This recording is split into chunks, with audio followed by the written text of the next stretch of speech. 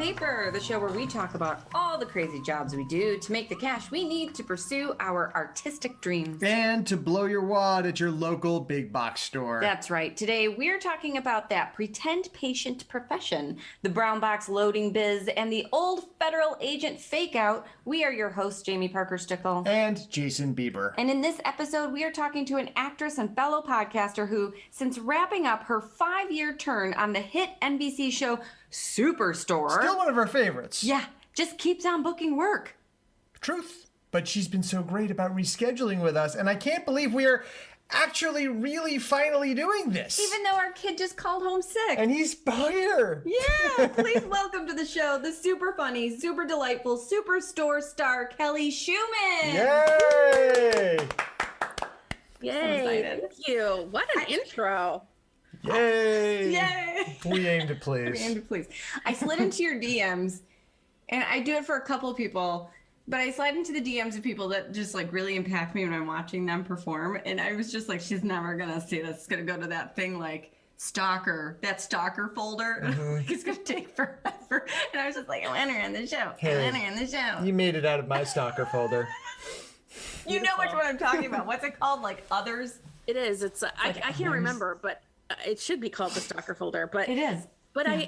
I how long did I take? I didn't take too long. You didn't take that long. You were pretty quick. Like some people take like a year. You took like 3 weeks, and I was like, yes. She's like me. She checks it, and I know why she's like me, because she was gonna be in the FBI.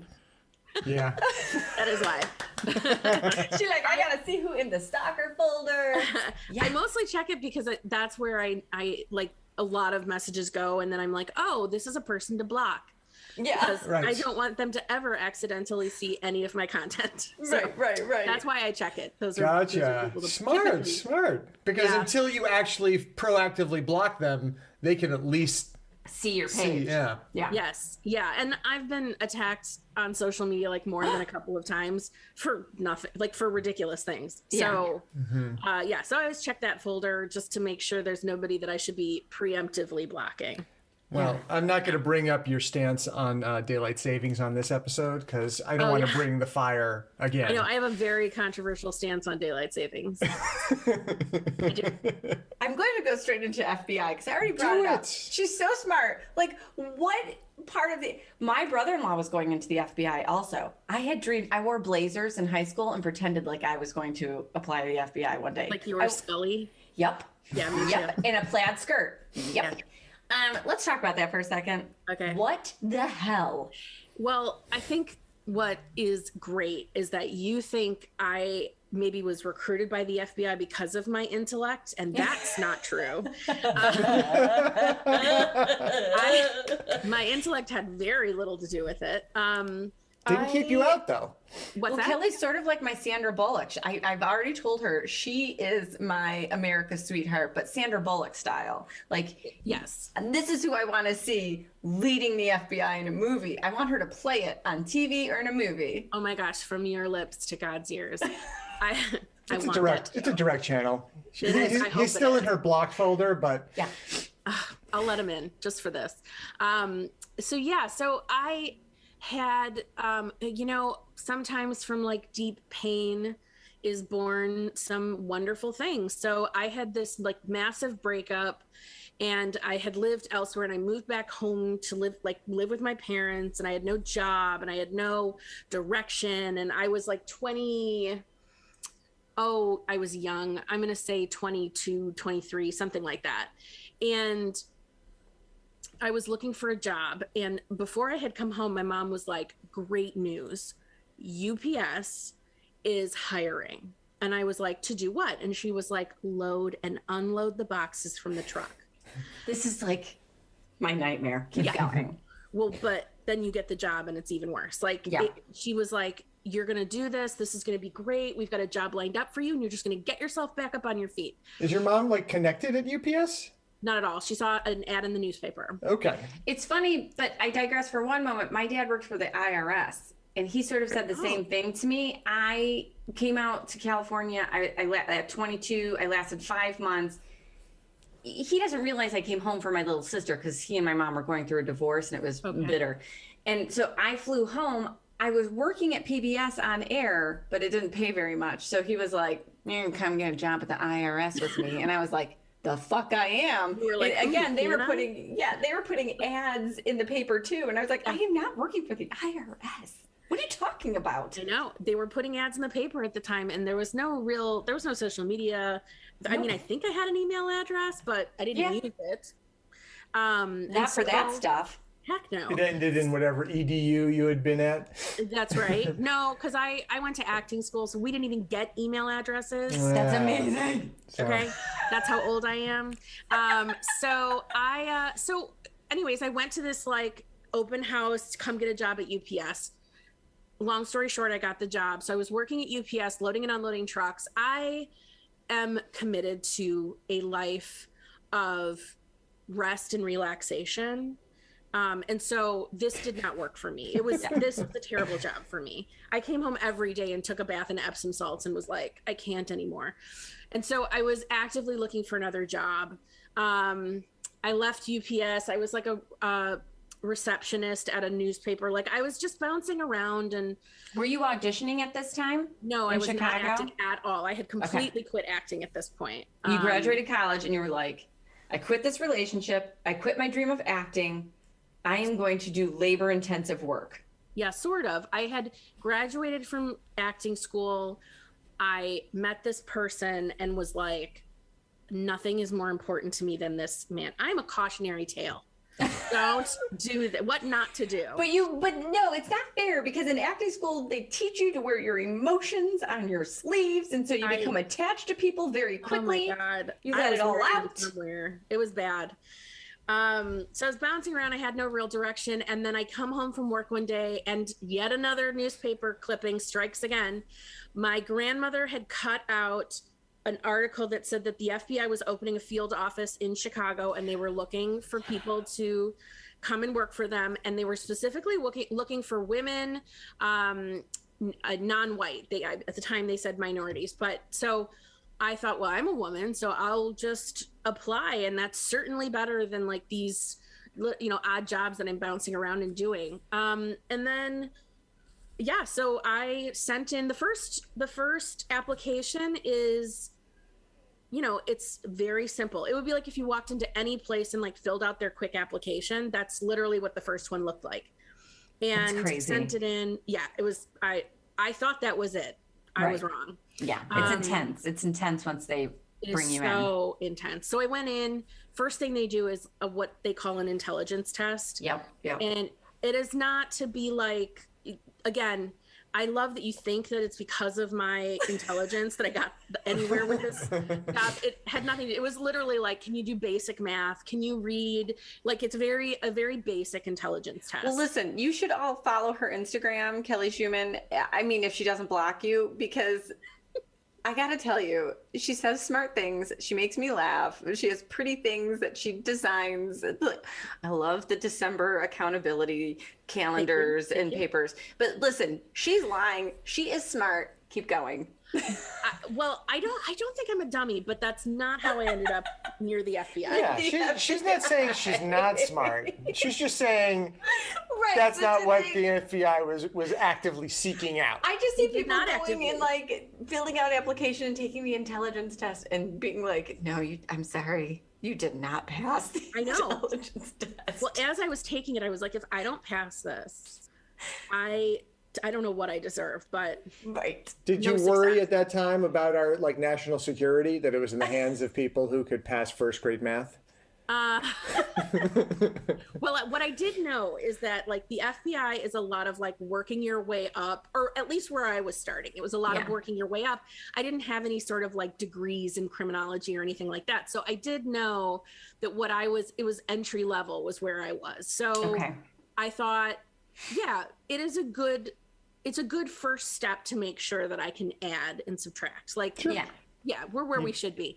And that's so once you get past the intelligence testing, that's where shit gets real and it gets real fast. And then you get the real application.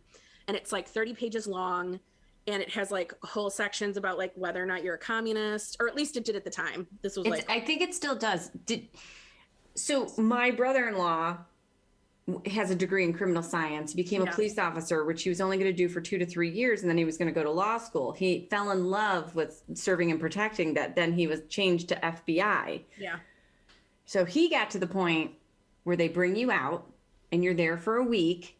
Yeah. At some undisclosed location, or 3 weeks, and they give you a lie detector test. Did you get to the lie detector? Yeah. Let her tell the story. I know. I get so excited. Look at me. I'm so excited. I can't help myself. Okay, keep going. I was excited too. I was, with every step they were like lie detector, and I was like, hell yes, let's lie detect. But it just kept going. The problem for me, and I should have maybe started with this. I never actually worked for the FBI because the process was like, we were up to like 6 months when I finally was like, and I'm done now. Like, and it just takes so long because of all the investigate. And it's not that I don't understand. I 100% understand. Yes. And I applaud them for their diligence. That being said, it was like too much for me. And I was like, I got to get a job. Like, your girl's not making any money. So, but. And you're still at UPS this whole time? No, I had left UPS and I was a receptionist at a newspaper, because then they came to the newspaper and talked to my boss, who obviously did not know that I was like looking for other jobs. So your best case scenario is he thinks the FBI is just checking out one of his employees. Yeah. Well, they did tell them she has applied for a job with the FBI. And so we need to talk to, within that 30-page application, there's several different sections where they ask you to list, like, I had just lived in Canada, and they're like, list every person you know in a foreign country. Like, that's like 50 people. So, and then they send people out to go and talk to all of these people and visit with them and get to know you. And one thing I remember is my grandmother lived with us, and she was like the neighborhood snoop. Like, she would sit in our bay window and just be like, what's happening out here? And no wonder it's your grandmother who sent you the clipping. The same grandma, yes. So she was watching this man in a suit go to all of the neighbors. And as I said, I had not lived at home. And in the time that I'd been away, all the neighbors had changed. And so he's asking all the neighbors about this neighbor's daughter. And they're like, I don't think they have a daughter. Like, they'd never seen me. They had no idea who I was. They have a son, and he's like, no, I'm asking about the daughter. So finally, like, my grandmother was like, come on in, and invites him into our home. And like, when I got home, he was like eating grapes with my grandma at the dining room table. I was like, I don't think this is how this is supposed to go down. So I went through all of that. I took the lie detector test. I took the like hair strand drug test. Yep. And the whole time I was thinking, I am the FBI's like dream come true, because I don't do drugs. I've never done anything wrong. I'm a rule follower to a fault. So like, I thought, this is like, I'm the person they want for sure. I'm a total chicken. And so maybe we have to work on that. Like, that's areas for improvement, but like, pretty much I'm who you want. And I failed like 2 questions on the lie detector test. Did you lie, or did you just get nervous? No, I wasn't lying on purpose, but I do think it's where I realized I needed therapy, because they ask you each set of like, they try to make it yes or no questions. So you're not like explaining anything in a lie detector test. And they ask you all the questions before you start, so that they know what answer they're going to expect from you. So like, they'll be like, is your last name Schumann? Yes. And that's like a baseline question, because we all know that's a fact. So one of the questions was, have you ever done anything to embarrass your family's name? And I was like, no. And after the first round of questions, the guy was like, just so you know, if you're lying, the machine does pick it up. And I was like, yeah, no, I know what we're doing here. He asked a second time, and he's like, also, every time I ask you, it registers more as a lie. And I was like, is something coming up as a lie? And he was like, I mean, I'm just telling you. And then he asked a third time, and he was like, okay, this is a problem. Like, this one, you need to tell the truth. And I was like, I don't know what to say about that. So apparently I felt as though in my history, I had done something to embarrass my family's name. That's amazing. Wow. Yeah. I did too, but it was acting school. Yeah. We'll be right back after a word from our sponsor. You know what I bet our listeners are thinking right now? What's that, Bieber? They're probably thinking, this podcast thing is so easy. I could start my own podcast. And you know what? They're right. Yeah, we've been using Anchor for a few months now, and it has totally changed our game. Anchor is the easiest way to make a podcast. Let me explain. It's free! I said, let me explain. Fine. There are creation tools that allow you to record and edit your podcast right from your phone or computer. And Anchor will distribute your podcast for you, so it can be heard on Spotify, Apple Podcasts, and pretty much anywhere podcasts are streamed. You can make money from your podcast with no minimum listenership. I mean, it's everything you need to make a podcast, all in one place. And it's free! Yes. Download the free Anchor app or go to anchor.fm to get started. And we're back. Speaking of, did quitting the process of the FBI, which also means that you're committing to that, because unlike some other corporate jobs or gigs, day gigs, you could still act. I don't see that being the case once you're in the FBI. They're like, no, you can't do that. That's the No, at this point I had totally given up acting. So, and I should say too that I spent most of my 20s trying to find something to do with my life other than being an actor, because I love that. Yeah, I just felt like, again, rule follower to a fault. It just seemed so irresponsible to go be an actor. Yeah. Even though it was like the thing that I loved. And I thought, look, I'm like a smart, capable person. There's got to be something else that I can do with my life. With an acting degree. Yeah. Or anything. Like, I'll go back to school. I just got to like find some other direction. And like, I feel like the FBI is a good representation of like how far I was willing to go to find something else. And like even a life in the FBI was not enough to pull me away from being an actor. So yeah, I think that's the thing. It's like, if it's in you, if that's the thing, I mean, and the thing that I say thing a lot instead of today. One of the things I think that is important about artists is like, we can compartmentalize to a degree, to an extent. Like, we will do this job. We will be a teacher. We will be a coach. We will be a therapist. We will work at Nestle. But we are going to spend our nights on a stage doing something, even if it's not paid. You know, most of the time we will work unpaid in our calling of art, and do that day job, just to be able to do the thing that is like in us, that is calling us, that is like just driving us crazy. Yeah. And even in that like intense process for the FBI, there was something like nagging, because she at one point had said, I had like asked, just, quick question.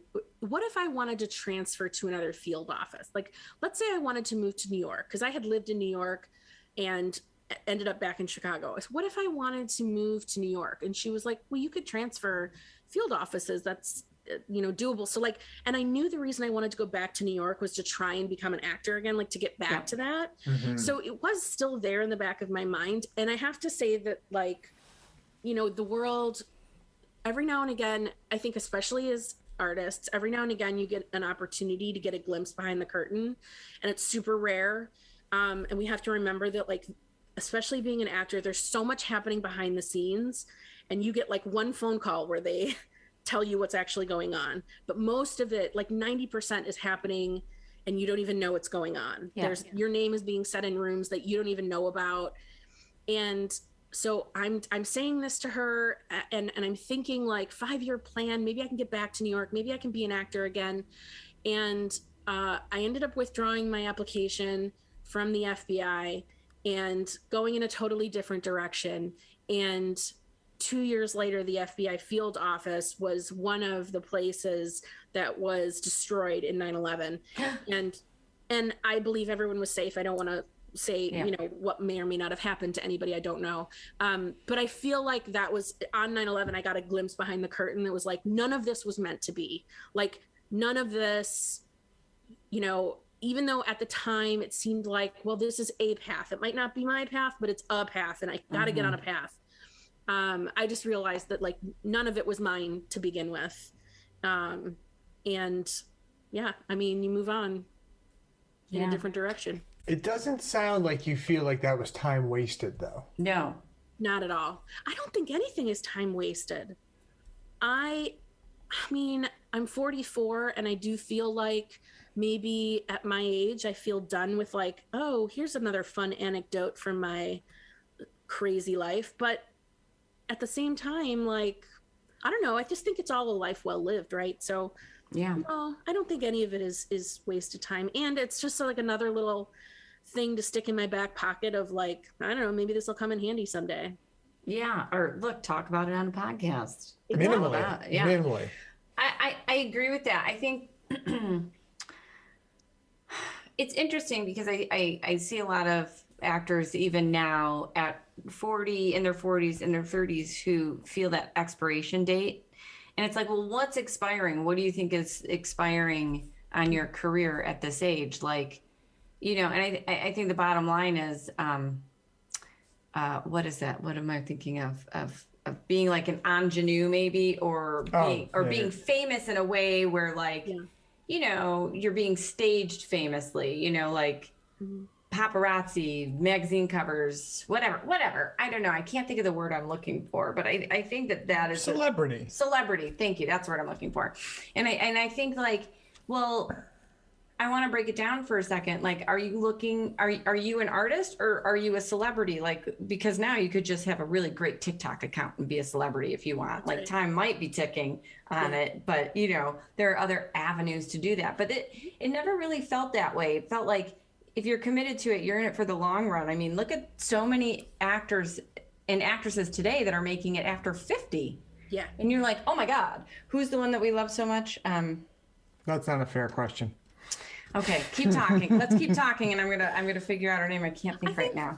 I think that's just it. Like, we've put a premium on youth for sure. On youth, yes. And that's fine. And you know, I certainly use creams, and I would love to get Botox if I could ever afford it. Like, right? Yeah, sure. I'm right there with everybody else. Like, I'm a normal person who wants that. But also, I mean, I don't know. And maybe I'm a bit of a weirdo, but like, I was a child that when I say child, I wasn't a child. I was like in high school. I saw Misery and I was like, that's the career I want. Like, I want to be Kathy Bates. I 100% agree. You know? That is exactly. I wanted to be James Caan. Yeah. Exactly. And this was before I'd seen The Godfather. And I wanted to be the witch in Wizard of Oz. And my mom said, no, you don't. Her career was ruined. And I was like, why? She's always the witch. You know, like, I agree. Yeah, I think. And here's the other thing is like, I love TikTok. I don't have that in me, like that, like constant idea, constant creativity. Because you've been doing it for, well, no. I was talking to, I don't know if you know Jody Miller.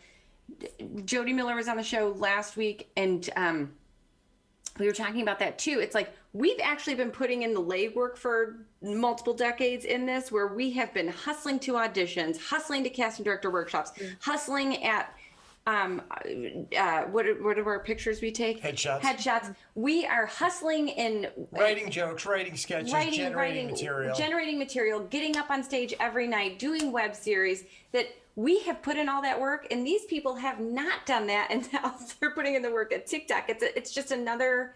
It's just like, God. Well, I'm exhausted. Here's the big difference, I think the big difference is, you know, for us. Yes. When we were generating tons and tons of material, most of that material never made it anywhere. And on TikTok, it's just hitting. There's no material that doesn't get out there. That's true. It's just what catches on. Yeah. And I think it's I will speak for myself. It's a different skill than what I possess. Like, yes, I don't have that constantly ideas are not popping into my head, or at least not in that fully formed, like, here's what I can do with that idea kind of way. So it's a different skill, and I love it. And anybody who can make it happen, God bless. I'm all for it. And I don't think that their art is any less valid than what I do. It's completely different. So, and even like, I'm trying to think of a good example, but even, I don't know. I just think gosh, every person is, here's some real intelligence for you. Every person is so unique. And wow. I just think everybody brings, yeah, you're welcome. I just think everybody brings something different to the table. And what is great for some people is not going to be great for other people. And, you know, there's room for everybody. That's 100% true. So at what point, after you leave the FBI and you decide you're going in a completely different direction, where did you end up and when do you get back into acting? Like, how did that transition happen? So it took a long time. I was 29.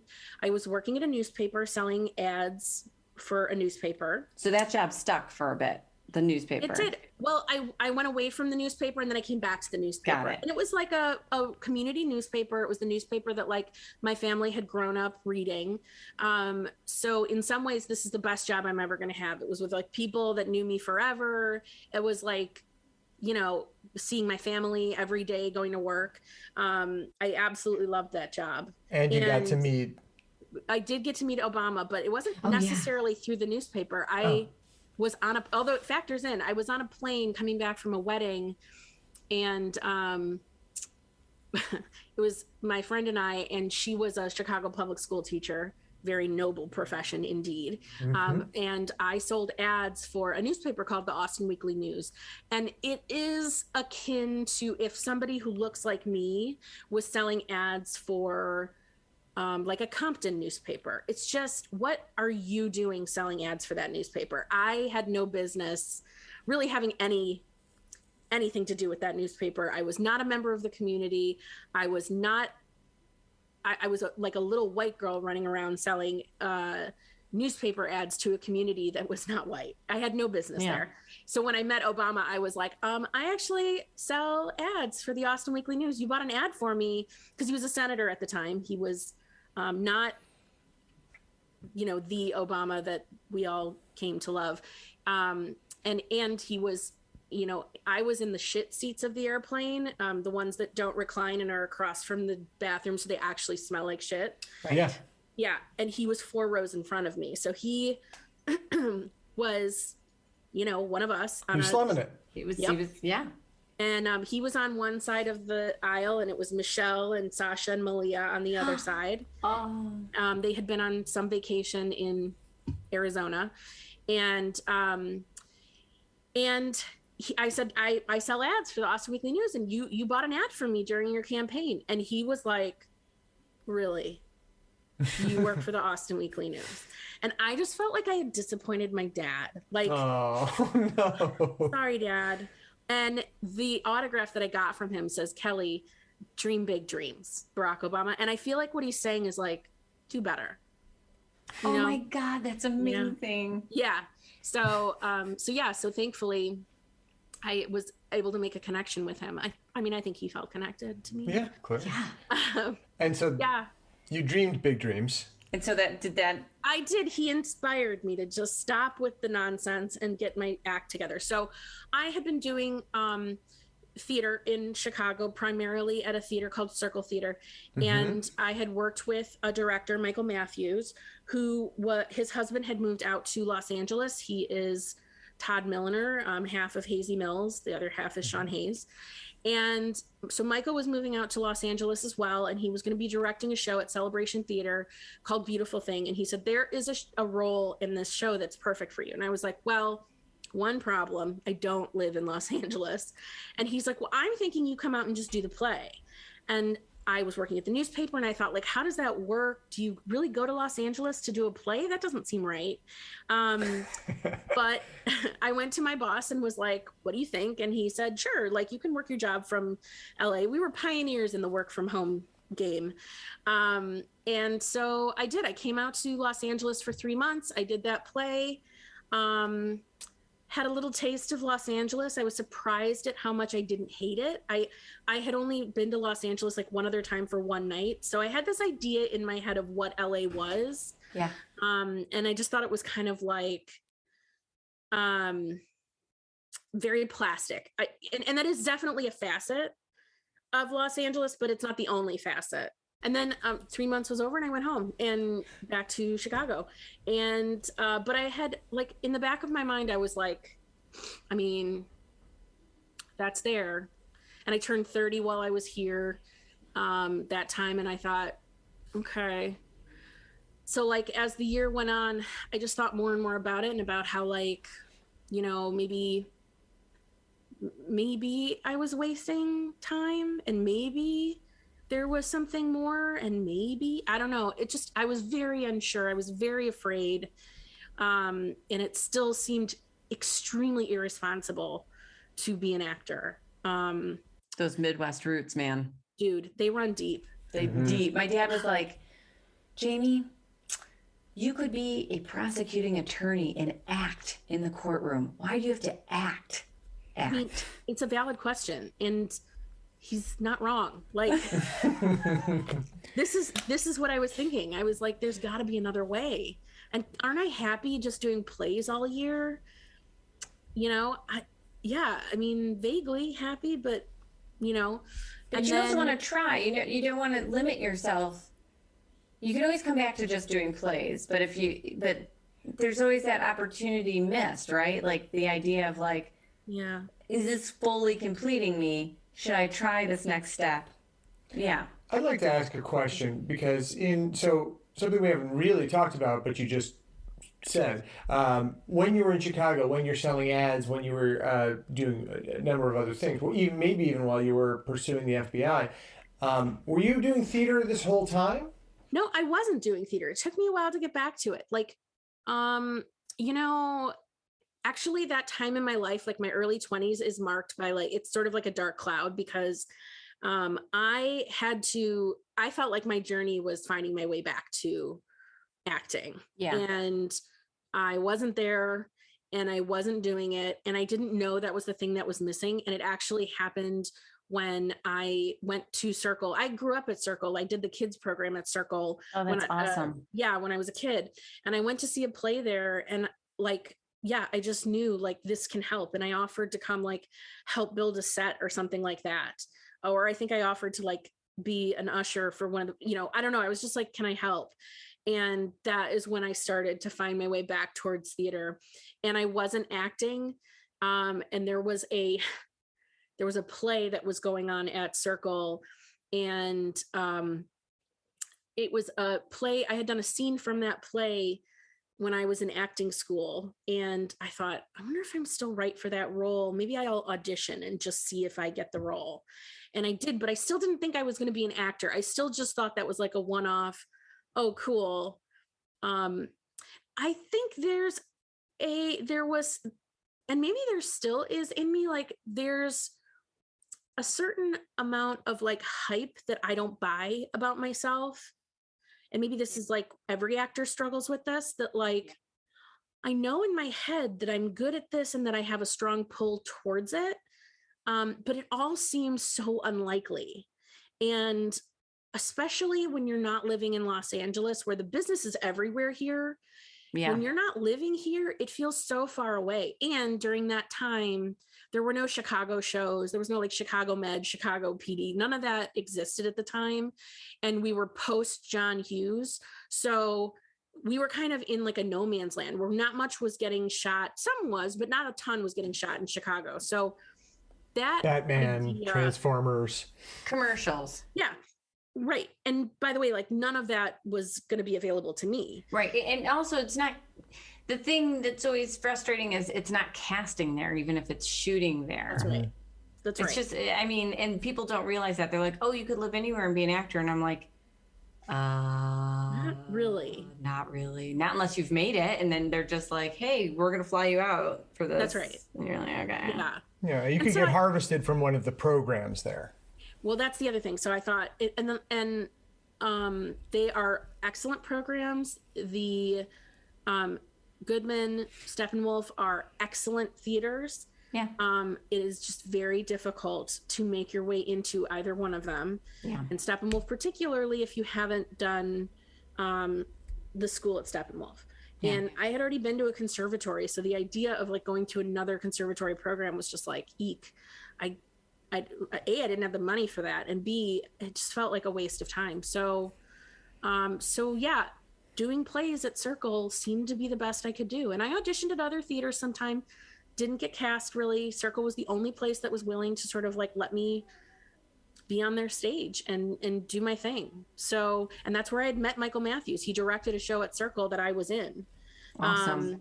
Yeah. So I came out to LA, I did the play, went back to Chicago. It was in the back of my mind, but still I was 30. And now I was at a point where I was like, being an actor is irresponsible. Becoming an actor at 30 is even more irresponsible. Like, go be an adult. You are an adult now. You are an official adult.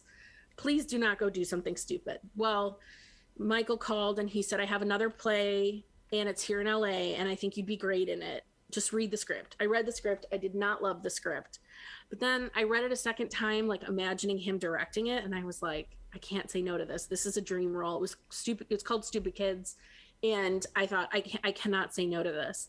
But then I was like, what's more irresponsible? Going back to LA for 3 months? I love this. Irresponsible. It's like your grandma is in your ear. It's my mother. It's who it is. Okay. Yes. I was like, what's worse? Picking up and going back to LA for 3 months or picking up and moving to LA permanently? And I decided moving to LA permanently was the right move. So I did. And did you keep your job? Waste less gas that way. Exactly. Yeah. Except when I got here, it was a writer's strike. Oh, yeah. And gas had gone up to almost $5 a gallon. Oh, yeah. And I couldn't find a job for the first year I was here. I made $9,000. Oh, God. It was a rough year. Yeah, that's pretty typical. I know that. So I know that when you were in LA, and it seems like maybe for most of the time you were in LA. So presumably after that first year is when you started at Make-A-Wish. Yeah. So the first year was bad. The second year, February 2nd, I started at Make-A-Wish and I was there for 10 and a half years. What were you doing there? I did so many jobs there. I started out basically as like an executive assistant, receptionist, office manager type situation. Which you had been doing in other places. Yep. In Chicago. That was about, I most of the time office work was the thing that I defaulted to, because it's like I can type and it's transferable skills.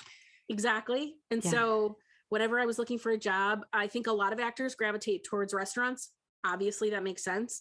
For me, I don't have those skills. I was a waitress once and dropped so much food.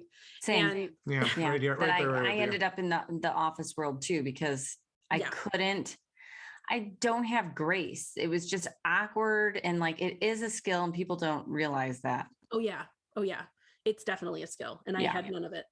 So I ended up in an office and then, again, glimpse behind the curtain. I didn't know it at the time. I was so disenchanted and I was so poor and I couldn't go anywhere or do anything. So I felt really stuck. So like now I'm living in LA. I'm not really acting, like a little bit here and there. I take classes if teachers are nice enough to give me a discount because I don't have any money. Every now and again, I do a play at Celebration, but again, auditioning for other plays, can't really get anyone else to hire me. Yeah.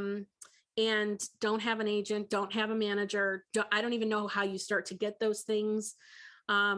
So I just kind of was stuck. Like I couldn't leave because I didn't have money to leave, had to stay. So for the first 5 years that I worked at Make-A-Wish, very little happened for me acting wise.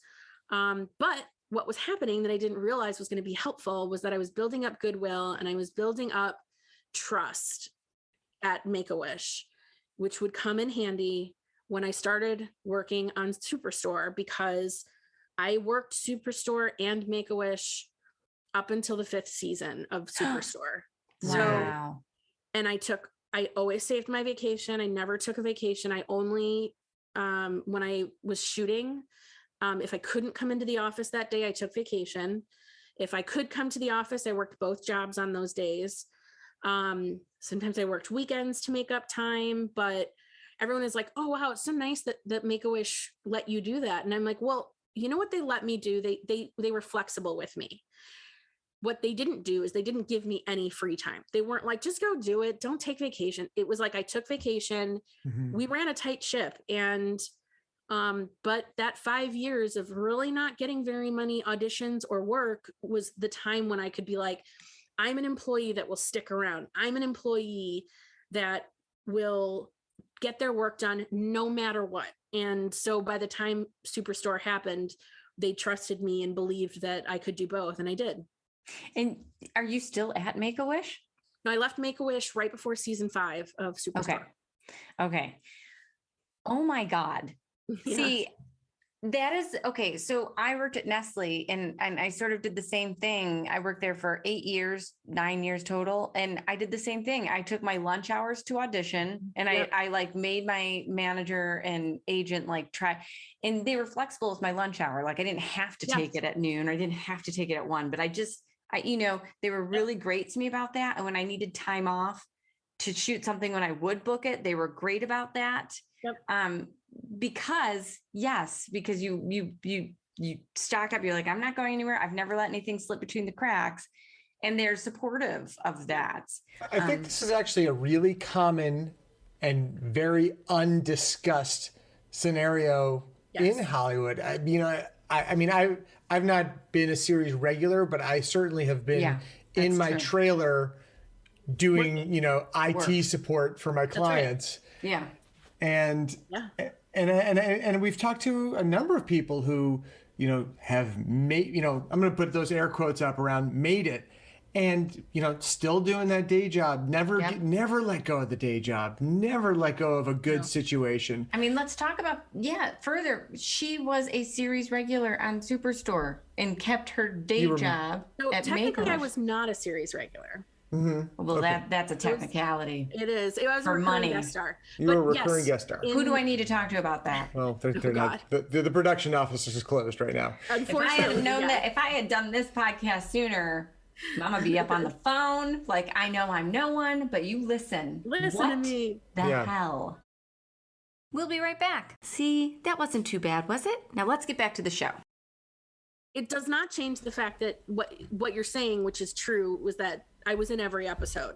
Yeah. So I was still shooting 2018, My 20. sweet Justine. I miss her know. so much, Kelly. She's the best. She was I love life. that character. People, I feel like she's a little bit polarizing. Some people love her and some people are like, oh, I can't stand her. They don't get her. They don't understand That's her purpose. That's her purpose. But I feel like the people who are like, ugh, I can't stand her. I'm like, you might be her. Yeah. Like Justine needs a spinoff. I agree. I couldn't Period. agree anymore. I'm gonna write I love it. that character. I related so much to her. I just felt like she's what happens if you're not good at hiding who you are inside. Like we're all we all just want to be accepted and loved and part of the cool crowd and have friends and have people be like, where's Justine? Like that's something we all want. And she just wasn't good at hiding that. Yeah. She's all of us. She's America's sweetheart. Yes. I know people can fight me on it. I don't care. I don't think anyone would fight me on it. Like this is. I would love it if that became more of what our America's sweet, like something more attainable, something more realistic would be great. If that was. I wanted to see that love story. Yeah. Like I wanted to see Justine's love story. Like that character deserved that. Yeah. I think because she was so real and so loving and so, really supportive and just an authentic human. Mm-hmm. I mean, she's really got to be based on someone. Whoever developed her, she has to be based on someone in that person's life. Yeah, I'm trying to remember I don't know who actually wrote the character, and it started just as like a one-liner. They were like, possibly recurring. And when I did the one line, I was like, oof, I don't think it was enough to like make an impact because it was just one line. Mm-hmm. But I don't know, a couple weeks later they were every episode hold these dates. It's interesting to look at the early episodes of the show, and that's when you really see like, oh, they were trying people out. They were trying in that ensemble. Yeah. I mean, The Office did that too. Like, look at Angela Martin. She was a recurring until season 2 or 3. Yeah, I think. Okay, I don't remember. Can I ask you before we get completely away from it? So you right before season 5 did leave Make-A-Wish. Yeah. What was the reason for leaving at that time? Yeah. So I mean, I had saved enough money. I wanted to save enough. I had heard that like Susie Orman tells you that you should have 6 months of Yep. a salary saved. And I was like, not good enough, Susie Orman. So I had saved a year's worth of like what a monthly budget is for me. And I just want to be clear that like a lot of what I did was motivated by fear, and I don't necessarily recommend that. No, I recommend it. It's called Midwest Fear, and I abide by it. In fact, my mom got me the Susie Orman suitcase as a gift one Christmas. So I like went through and did all of the Susie Orman things. That was a thing in the early 2000s. What I they wish we called still had that. the aught 2000s. I don't remember. The aughts. Just the aughts. Is it the aughts? I don't understand where that comes from. I haven't looked it up. But no, live in fear. Prepare for disaster. Let's just not dismiss fear as a valuable survival instinct that has kept the species Kelly going. And she's been booking. I think there's a happy medium. I think there's a way to be cautious and conscientious, but not totally fear driven. And I have a tendency to be totally fear driven. All right.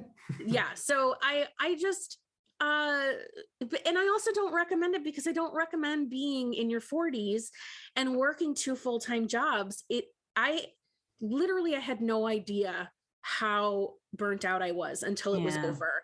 And then I was like, holy shit, I shouldn't have done that. I would not recommend anybody else.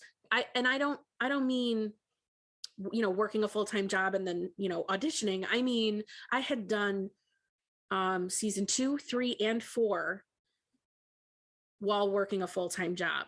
I don't recommend that. That's madness. Yeah, that really is. I mean, in my 20s, I worked 3 jobs, and they were 30 hours, 20 hours, and 20 hours. But it burned me out. By the time I was in my 30s, I was like, nope, I'm just going to work this corporate job, and I'm going to act. And that was a lot, because sometimes I would book a web series or something, and they would be shooting at night because everyone had a day job. So I would work all day, an intense corporate job in packaging. And then at 5 o'clock, I would go to set, and we would work until 4 a.m. And then I would get up and go back to work and be there at 8:30 in the morning just to go back and shoot an overnight again. And you don't look good.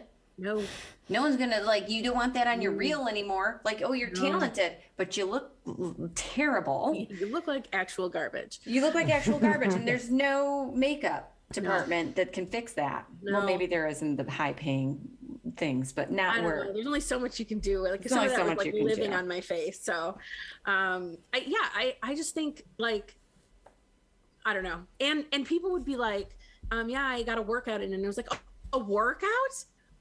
I'll never be able to work out. That's not a thing I can ever do. Nope. Like, I still relate to that. Or even date. Dating is very difficult. And I think people maybe don't understand how much sacrifice goes into, what people consider success. That's why we do this podcast. Yeah. That's exactly why we do this podcast. I mean, Kelly and I don't know each other. Like I said, I slipped into her DMs, but yeah, even putting on hold having a child and a marriage and a family, like you bookmark it, and you sort of try to plan it, because they tell you, like, this is it, this is it, this is it, this is it. And it's like a carrot on a stick to a donkey, and you want it so bad, and they're like, just wait. And when I did, what? Oh, you leaned into me, and I thought, are you kissing me in the middle of the show? Excuse me, Kelly. I was like, what's happening right now? And then I did get pregnant, and I remember being at a casting director workshop, and I had gone, I loved this casting director, and she'd seen me a bunch, she had brought me in a couple times, nothing had hit, and she was there, and she's like, oh, you're pregnant. When are you due? How long will you be out? How big are you going to get? I mean, like, she grilled me in front of people, and I was like, well, that's the end of my career. And then, I took some maternity leave. And my agent was like, or my manager was like, so you're not acting anymore, right? And I was like, I had a baby. Like, it's cool. I'm going to get new headshots in like a month, maybe. Like, I just felt like I had to make all these things up to say, like, no, I'll be back. I'm not off. And then I had other women who were, booking co-stars for a while. And then it stopped when they got pregnant. They got pregnant just after I'd had my baby. And they were writing me like, what did you do? What did you do? What are you doing now? And they're all in real estate now, because it was like they were done. Now, I haven't gone that route. Instead, I went to grad school and wrote a novel.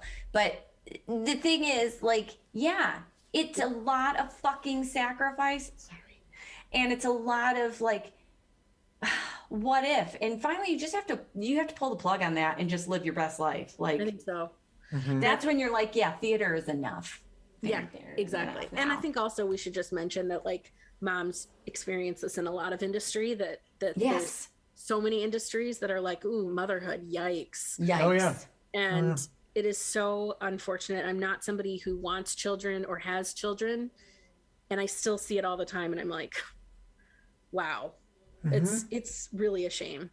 Yeah, it's an interesting phenomenon that hasn't gone away. No. And we tell women they can have it all, but that's really unfair. We haven't done anything to support that. Right, exactly. What? It's really unfair. What? Have all of what? The pie? Thank you. No, my 6-year-old's going to eat most of it, but thank you. Trust me. The nature of being a mom is sacrifice. Oh, bless. I know. It's so true. You know, we talk about fear. We talk about like stopping burning the candle at not just two ends, but like the whole candle. Yeah, you just throw the candle in the This is fireplace and be done with it. This is a Hanukkah candle. It's out in like 2 minutes. It doesn't last 8 days. Let's talk. It doesn't last 8 days. It doesn't last 8 days. Let's talk for a second about what your goals are now. I know you booked a commercial, and I think you booked a guest star. I don't know if you can talk about those. I can't. The commercial I cannot. The guest star was on 911 Lone Star. That is a completely different show than what I'm used to. Yeah, but that's a procedural. Wow, an intense one. Intense one. Like it's a high action procedural. High action. Oh what my did gosh. you do?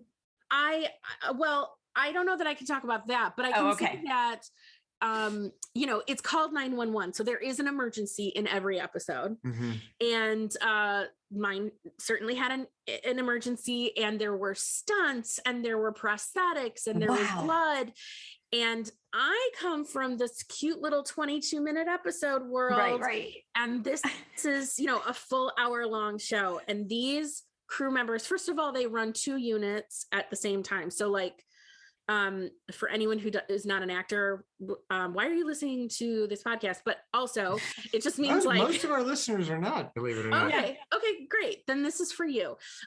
Like, you know, they have an entire crew supporting.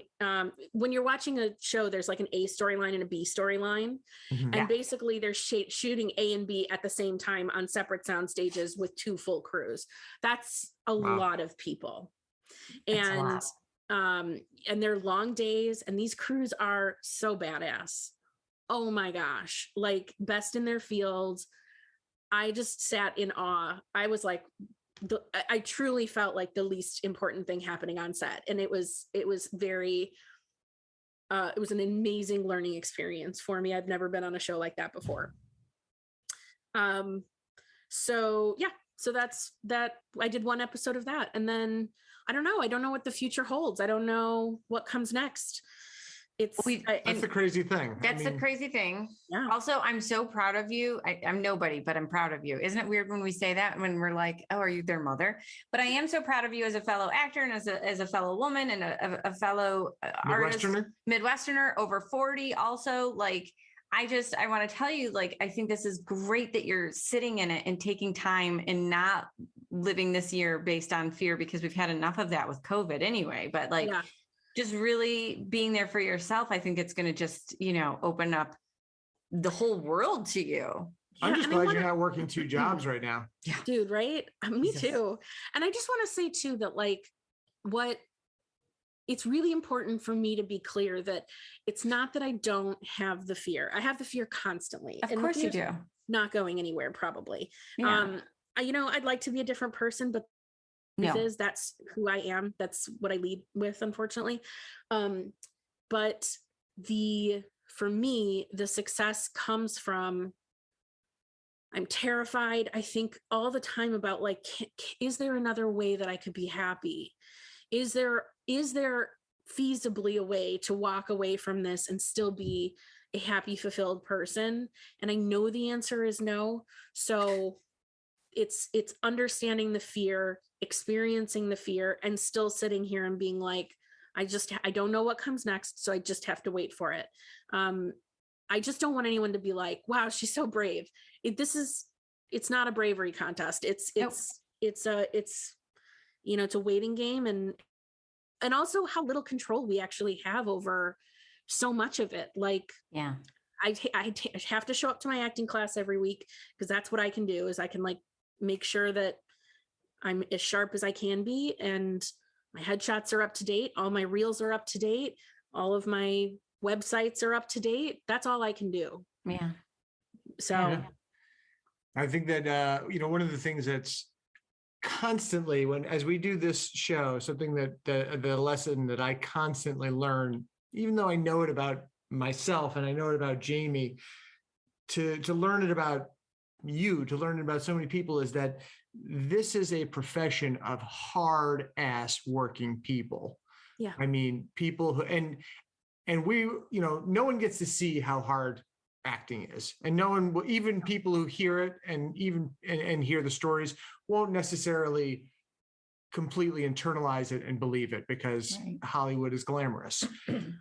But what people, our listeners are frequently tell us, they're surprised to hear, is that the people who are doing what they perceive as the glamorous work are also busting their asses at desk jobs and loading trucks, and often on the same day. Yeah. And going back and forth between the two, and and it's our job, because we are trying to create the perception of success in order to create more success. Yeah. We lean into the glamour. Yeah. We very rarely feature what we talk about here. Yeah. That's true. And I should also say that, like, I worked all summer helping a friend on a casting job. Like, I think a lot of people look at Superstore and me and go like, wow, that is the dream. And I just want to turn that on its side a little bit and say it was the dream, but it did end.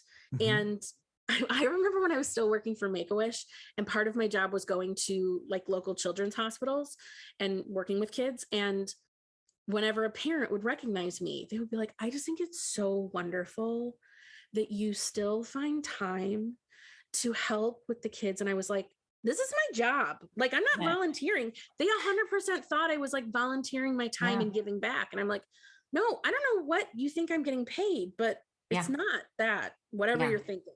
They think it's a lot. They think it is a lot. They always think it's a lot. I understand the glamour, and maybe there was a part of me that was attracted to that initially, but you don't stick it out and actually go anywhere if that's what you're here for, because yeah. Well, those people usually leave after a year. They're like, oh, this is I had a very successful actress. We were talking about this, like, shows ending, the fear of like what comes next. And she's like, I don't think it ever goes away. And she was like, when people talk about this industry and they're like, being an actor is so glamorous, I like to tell them that like 15% of the time I am on set and working. And that 15% is fucking amazing. It is the dream come true. I am thrilled at all times, even when I'm feeling just awful. At least I'm doing the thing that I love. But the other 85% of the time is grueling. And we never talk about that, because who would want to talk about that part of it? It is me. Exactly. Well, I'm the same. I'm like, let's pull the curtain pull back. the curtain on it. Yes. Call us Oz. This show is Oz. Exactly. You guys are the wizard. I love this episode. I think it's super special. I can't stop saying super. We didn't do this to Will, by the way. We did not do this to Will. But we appreciate you being so honest and so forthright, and just putting it out there. This was great. Yeah. I want to make sure that we mention that you have a podcast. Oh, yes. I wanted to do that like 4 times. You have a podcast, Clearly Struggling with Destiny and Kelly. Yes, we have a podcast. We have several. We have so many episodes of that podcast. Yeah. And we think we have in the neighborhood of 10 listeners. So if you'd like to add your name to that illustrious list, please do. Please do. But I don't recommend starting at the beginning because we literally one day were like, we're starting a podcast. And we recorded it that day. So, I would just imagine our growing and learning and start there. Yeah. Do you have a favorite episode that people should check out? Well, we have a Christmas episode that's called Merry Christmas, Suck Some Titties. That was a text message that I received on Christmas one year from an unknown number. Nice. Oh, I love those. Yeah. So I would start there actually. okay. That's fantastic. It's the season. Let's do it. Right. Yeah. Well, we want to thank you so much, and we want to wish you all the success. We can't wait to watch 911. We can't wait to see what commercial you have coming out, and I hope it's a campaign that just keeps going and going. Me too. That's the dream, really. It is Commercial the campaigns. Yeah. Come on. That's where the glamour really is. That's where the seriously. money is. Yeah. That's what pays for my Pradas. Yeah, right. I've got a pair somewhere. Of your dad. Yeah, my dad's. Your dad who's been passed away for 15 years. They were bequeathed to me. It's good. It's a good time. That's He beautiful. didn't need shoes in there. Kelly, it's a good time. Thank you so much for putting up with us. Oh, that was such a good episode. She was great. Awesome. Okay, you guys, we won't be here for the next couple of weeks. That's like Ooh. 2 weeks, guys. Holidays. But we will be back in the new year with fresh new episodes. Okay, all right. Yeah, now you're talking. You know why? Why? We need to wish them something. Happy holidays, friends. And have a happy new year. This ain't no savings and loan.